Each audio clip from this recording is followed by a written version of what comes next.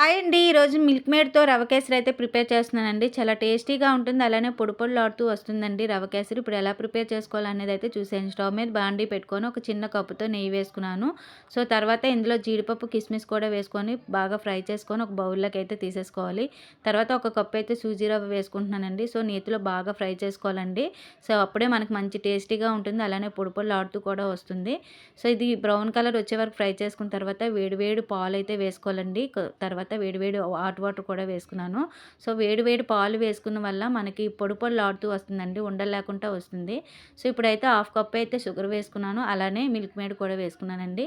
Sugar బాగా కరిగే వరకు ఒకసారి అయితే మిక్స్ చేసుకోవాలి. తర్వాత ఇందులో ఇలాచీ పౌడరు, ఫైనల్‌గా అయితే కొంచెం నెయ్యి వేసుకొని మరొకసారి అయితే మిక్స్ చేసుకొని జీడిపప్పు వేసుకోవడమేనండి. అంతేనండి, టేస్టీ టేస్టీ రవ కేసరి అయితే రెడీ అయిపోయింది. నేను అమ్మవారికి అయితే నివేదన చేస్తున్నానండి. సో, వీడియో నచ్చితే లైక్ చేయండి. అలానే సబ్స్క్రైబ్ చేసుకోండి. బాయ్ అండి.